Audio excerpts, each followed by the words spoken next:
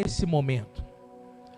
Contextualizando Jairo, que não era, como podemos dizer, um homem comum, mas sim um homem sábio, um homem inteligente. E não somente isso, ele tinha um título importante, que ele era um chefe de uma sinagoga.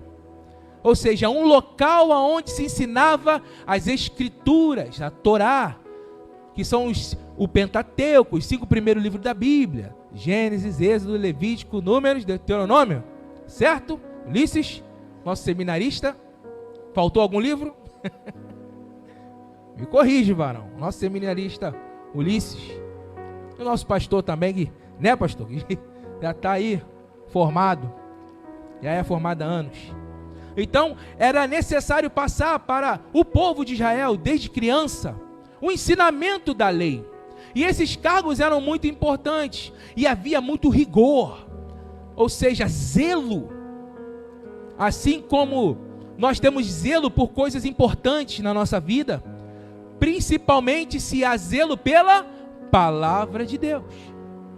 Então os fariseus, ou os chefes da sinagoga, eles eram conhecidos por serem zelosos, e também por formarem um grande time religioso, que eram os homens, na verdade, os homens espirituais de Israel eram os fariseus, eram os mestres da lei.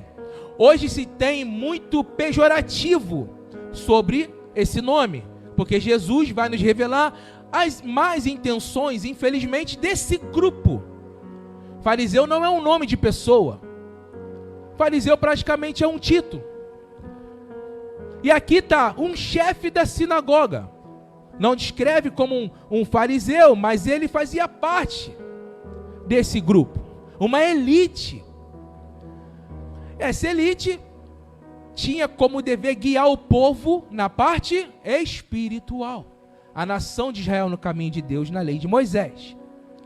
Então, Jairo, um judeu devoto, um chefe da sinagoga, e infelizmente ali nesse local onde se reunia o povo, os líderes religiosos estavam, como posso dizer, amedrontados com as ações de Jesus. Amedrontados e trêmulos, porque tinha um homem causando um alvoroço em Israel. E os fariseus, eles eram zelosos em analisar quem era o Messias que viria. E como pode um jovem de 30 anos estar andando por aí, ensinando de uma forma que ninguém ensina, e além de ensinar, está realizando curas, milagres, de forma extraordinária, que eles não tinham controle sobre isso. É a mesma coisa de nós estarmos aqui agora, e o Messias passando ali fora, contextualizando aquela época, porque ele virá dos céus, amém? Ele já veio, mas contextualizando, é como se estivéssemos aqui dentro, e um jovem de 30 anos, um carpinteiro,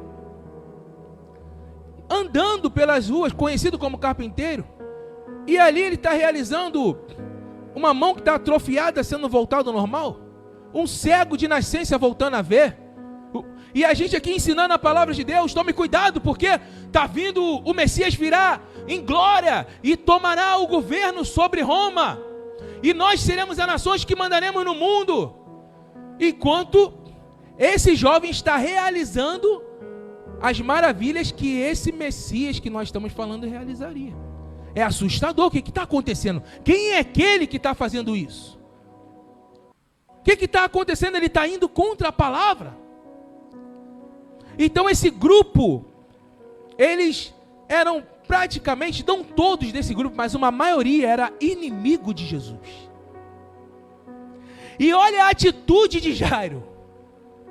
A atitude de Jairo está descrita aqui, versículo 41. Eis que veio um homem chamado Jairo, que era um chefe da sinagoga, e prostrando-se aos pés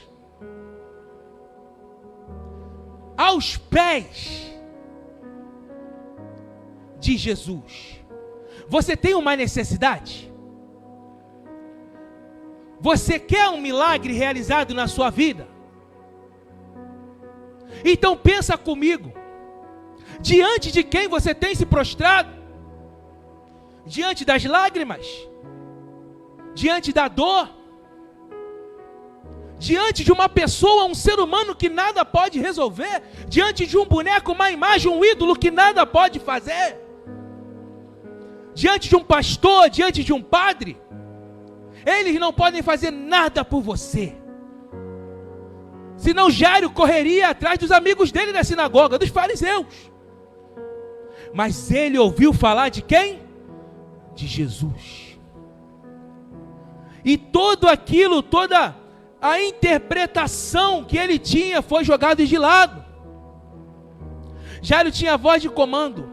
Jairo tinha estabilidade. Ele tinha respeito. Era um leitor da Bíblia. Ensinava os caminhos do Senhor. O que motivou Jairo a correr o risco de perder tudo que ele tinha, porque ele corria risco.